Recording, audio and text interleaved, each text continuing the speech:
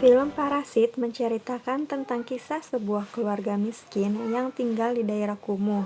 Mereka tinggal di basement yang pengap dan sering terjadi banjir. Keluarga tersebut terdiri dari pasangan Chung Sok dan Ki-taek serta kedua anak mereka yaitu Ki-wo, sang kakak dan Ki-jung sang adik. Mereka sekeluarga merupakan seorang pengangguran. Sehari-harinya mereka hanya bekerja sebagai pelipat kotak pizza. Tentu penghasilan yang didapat tidak cukup untuk memenuhi kebutuhan mereka. Bahkan mereka harus menelusuri seluruh rumah hanya untuk mendapatkan sinyal wifi dari tetangga mereka. Ki-wo memiliki sahabat bernama Min Hyuk. Min Hyuk sangat dekat sekali dengan keluarga Ki-wo. Suatu hari, Min Hyuk berkunjung ke rumah Ki-wo mengantarkan sebuah batu yang katanya merupakan batu berharga, sebuah batu peninggalan sejarah. Namun ternyata batu itu juga akan menjadi salah satu yang mengantarkan Ki-wo pada peristiwa buruk dalam hidupnya. Tujuan Min Hyuk berkunjung ke rumah Ki-wo selain mengantarkan batu, Min Hyuk juga ingin menawarkan Ki-wo untuk menggantikan dia menjadi tutor bahasa Inggris untuk anak dari sebuah keluarga dikarenakan Min Hyuk harus berkuliah ke luar negeri. 네가 내 대신 얘 과외 선생님 좀 해줘. Alasan kenapa Min Hyuk menawarkan pekerjaan ini sebab dia tahu betul kalau Ki-wo mempunyai kemampuan dan kepintaran di atas rata-rata orang pada umumnya. Dikarenakan Ki-wo tidak pernah berkuliah, agar diterima menjadi guru les, Ki-wo meminta sang adik yaitu Ki-jong untuk membuatkan ijazah palsu agar seolah-olah dirinya memang berkuliah. 이게 위조나 범죄라고 생각하지 않아요. Beberapa hari kemudian, Ki-wo pergi ke rumah tempat dia akan bekerja sebagai guru les. Pertama kali dia masuk, Ki-wo langsung dibuat takjub dengan kemewahan rumah itu. Ki-wo disambut oleh asisten rumah tangga di sana yang bernama Mon Gwang. Tak lama seorang pemilik rumah yang bernama Yeon-gyu datang menemui Ki-wo. Setelah sedikit berbincang-bincang, Yeon-gyu mengantarkan Ki-wo ke kamar putrinya yang bernama Dahye. Tak disangka Ki-wo memiliki kemampuan yang bagus untuk mengajar putri sulungnya. Yeon-gyu pun sangat puas dengan kinerja Ki-wo sebagai guru les pribadi anaknya. Di ruang tamu, Yeon-gyu sedikit menceritakan tentang putranya yang bernama Da-sung. Da-sung merupakan anak yang nakal dan hiperaktif, namun dia memiliki bakat melukis yang cukup bagus. Yeon-gyu mengadukan tentang kelakuan nakal putranya yang membuat tak ada satupun guru seni yang betah menjadi pengajarnya. Dengan liciknya, Ki-wo memanfaatkan hal itu. Ia langsung merekomendasikan seorang kenalannya yang ia rasa memiliki kemampuan seni yang sangat bagus untuk guru seninya Da-sung. Keesokan harinya, Ki-wo datang bersama adiknya sendiri yang ternyata sudah dia arahkan untuk berpura-pura menjadi guru seni di sini. Mereka menyamar menjadi orang yang berbeda dan berpura-pura tidak saling mengenal. Di ruang tamu, Ki-wo mengenalkan Ki-jung kepada Yeon-gyu. Diam-diam dari balik tangga, Dahye mendengarkan percakapan di antara mereka bertiga. Ketika Ki-wo masuk ke dalam kamarnya untuk memberikan pelajaran, Dahye mengungkapkan rasa cemburunya terhadap Ki-jung. Ternyata diam-diam Dahye memiliki perasaan terhadap Ki-wo. Ki-wo pun menjelaskan kalau mereka tidak mempunyai hubungan apa-apa. Di ruangan lain, entah bagaimana caranya, hanya dalam waktu singkat, Ki-jung bisa merubah Da-sung yang tadinya anak nakal dan hiperaktif menjadi anak yang pendiam dan penurut. Tak hanya itu, hanya dengan pertemuan pertama, Ki-jung juga telah mengetahui kondisi psikologis dari Da-sung. Tentu hal ini membuat Yeon-gyu selaku ibunya Da-sung langsung terkesan dengan kemampuan yang Ki-jung miliki. Dengan senang hati, Yeon-gyu langsung meminta Ki-jung untuk menjadi guru seni putranya. Ketika suaminya Park telah pulang ke rumah, Yeon-gyu pun mengenalkannya kepada Ki-jung. Karena hari itu sudah larut malam, Park meminta supirnya untuk mengantarkan Ki-jung pulang. Perjalanan pulang, otak licik Ki-jung bekerja untuk menjebak sang supir. Akhirnya Ki-jung melepaskan celana dalamnya dan menaruhnya di dalam mobil. agar Pak Park menyangka supirnya berbuat hal yang tidak senonoh di dalam mobil pribadinya. Keesokan harinya, sesuai yang direncanakan oleh Ki Jung, Park menemukan sebuah pakaian dalam wanita di bawah kursi mobilnya. Ia pun menceritakan hal itu kepada istrinya dan langsung memecat supir mereka. Untuk mengisi kekosongan itu, Ki Jung menawarkan seorang yang diakuinya sebagai pamannya.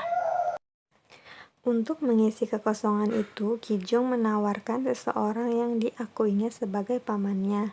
Dan ternyata yang telah direkomendasikan oleh Ki Jung yaitu merupakan ayahnya sendiri. Sebelum menjadi supir untuk keluarga itu, Ki Wo membawa sang ayah ke tempat showroom mobil untuk mempelajari cara mengemudi. Hanya dengan bermodalkan itu saja, Kim sudah bisa menguasainya. Bahkan sang bos Pak Park sangat dibuat terkesan dengan kemampuan Kim yang bisa melewati sebuah tikungan tajam tanpa membuat cangkir kopinya tumpah. Kini mereka hanya perlu memikirkan cara untuk menyingkirkan asisten rumah tangga di rumah itu, agar sang ibu bisa menggantikan posisinya. Mon Guang sendiri adalah asisten rumah tangga dari pemilik rumah sebelumnya. Meskipun rumah itu sudah ganti pemilik, tetapi Mon Guang tetap menjadi asisten rumah tangga di situ. Untuk bisa membawa ibunya bekerja di sana, Ki Wo dan Ki Jong memanfaatkan kelemahan Mon Guang yang ternyata dia alergi dengan buah persik. Lalu, Kim mulai menjalankan perannya dengan melebih-lebihkan penyakit yang diderita oleh Mon Guang agar Yeon Gyung segera memecatnya. Akhirnya Mon Guang pun dipecat. Kini Mon Guang pun digantikan oleh ibu mereka sebagai asisten rumah tangga di rumah itu. Sekarang mereka berempat berhasil masuk ke dalam rumah itu dengan berakting pura-pura menjadi orang lain dan tidak saling mengenal satu sama lain. Ketika mereka berkumpul di rumah keluarga itu untuk menginap dan merayakan keberhasilan mereka karena bisa masuk ke dalam rumah itu.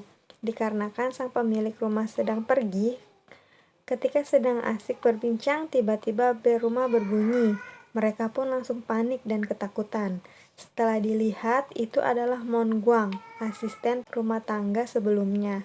Di sini, tingkah Mon Guang sedikit aneh dan mencurigakan. Tujuannya ke sana adalah untuk mengambil barang yang tertinggal. Mereka pun membiarkan Mon Guang untuk masuk ke rumah tersebut. Akhirnya, Mon Guang masuk ke dalam ruangan bawah tanah. Karena terlalu lama, Chun Suk akhirnya menyusul ke bawah untuk memeriksanya. Betapa terkejutnya Chun Suk melihat Mon Guang yang sedang mendorong sebuah lemari. Secara sembunyi-sembunyi, keluarga Kim mengikuti ibunya turun ke bawah. Yang tak terduga, ternyata di balik lemari itu terdapat sebuah ruangan rahasia. Mon Guang langsung memasuki ruangan tersebut. Tak lama, Chun Suk pun ikut masuk ke ruangan itu. Betapa terkejutnya dia mendapati ada orang lain yang tinggal di ruangan rahasia itu, yang ternyata adalah suami dari Mon Guang. Akhirnya, Mon Guang pun menceritakan semuanya. Sebelum keluarga Park membeli rumah itu dulunya adalah milik arsitek terkenal bernama Nam Gong. Rumah itu dibangun memang sengaja dibuat ruangan rahasia di dalamnya untuk jaga-jaga bila ada serangan dari Korea Utara. Tepat sebelum keluarga Park pindah, Mon Guang memindahkan suaminya ke dalam ruangan itu. Tentu saja ruangan rahasia itu tidak diketahui oleh keluarga Park. Sialnya, keluarga Kim yang sedang menguping pembicaraan itu terjatuh dari tangga. Tanpa sadar, Ki Wo memanggil Kim dengan sebutan ayah. Lantas, Mon Guang yang memang sudah curiga dari awal pun langsung merekam kejadian itu dan mengancam akan mengirimkannya ke keluarga Park jika mereka tidak menuruti kemauan Mon Guang dan suaminya. Kemudian saat Mon Guang dan suaminya lengah, keluarga Kim langsung menyerang mereka dan mencoba mengambil ponsel tersebut. Saat Kiwo berhasil merebut ponsel itu, tiba-tiba telepon rumah berbunyi. Sialnya, Yeongju memberitahu kalau mereka akan segera pulang karena tidak jadi berkemah. Mendengar hal itu, keluarga Kim langsung membereskan kekacauan di rumah itu dan mengikat Monguang dan suaminya di ruang bawah tanah. Tak lama berselang, keluarga Park pun pulang. Keluarga Kim langsung bersembunyi di bawah meja. Dasung sang anak berjalan keluar rumah untuk mendirikan tenda di halaman rumah dan langsung diikuti oleh kedua orang tuanya untuk mengawasi anaknya. Mereka akhirnya tidur di ruang tengah yang ternyata ada keluarga Kim di bawah meja ruang keluarga itu. Di sini, Park mengeluhkan tentang aroma tidak sedap yang selalu dia cium di dalam mobil. Hal itu yang membuat Kim sangat menghormati. Mereka berdua merasa sakit hati. Ketika Park dan istrinya sudah tertidur lelap, keluarga Kim langsung mencoba keluar dari dalam meja itu. Akhirnya, keluarga Kim berhasil meloloskan diri. Ketika mereka pulang, mereka mendapati rumah mereka sudah terendam air, dikarenakan saat itu turun hujan deras. Mereka pun langsung berlari menyelamatkan barang berharga milik mereka. Karena banjir itu semakin tinggi, akhirnya keluarga Kim pergi ke posko pengungsian. Keesokan harinya, mereka menghadiri acara ulang tahun Dasong yang diadakan di halaman rumah.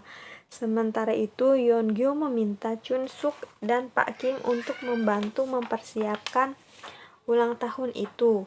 Kiwo yang tadinya ada di dalam kamar Dahye turun ke lantai bawah dengan membawa batu pemberian Min Hyuk untuk mengakhiri hidup Monguang dan suaminya agar semua rahasia keluarganya tidak terbongkar. Namun, Monguang ternyata telah tewas akibat terjatuh dari tangga. Tiba-tiba dari belakang, suami Monguang langsung mencoba menyerang Kiwo. Sialnya, saat hendak kabur, suami Monguang menarik Kiwo dan menghantamkan batu yang dia bawa, tepat di kepala Kiwo. Selanjutnya, dia mengambil pisau dan langsung menuju halaman rumah, tempat acara berlangsung. Tiba-tiba, dia langsung menusukkan pisau kepada Ki Jong. Seketika tempat itu pun berubah menjadi kacau. Akhirnya, sang ibu berhasil mengalahkan suami Monguang. Park mencoba mengambil kunci mobilnya dan berniat untuk pergi, tanpa mempedulikan keluarga Kim. Kim yang melihat itu pun langsung marah dan mengambil pisau, dan langsung menusukkannya kepada Park hingga dia tewas. Setelah itu, Kim pun kabur entah kemana. Sebulan kemudian, Kiwo ternyata masih hidup. Kiwo dan ibunya dihukum harus menjalani masa percobaan. Akibat insiden sebelumnya, Ki Jong dinyatakan tewas dan sang ayah belum diketahui keberadaannya. Setiap malam, Kiwo terus memata-matai rumah Park yang kini telah dijual. Ketika sedang memata-matai, dia melihat lampu yang berkedip-kedip, yang ternyata itu adalah kode Morse yang dikirimkan oleh ayahnya yang bersembunyi di dalam ruang bawah tanah.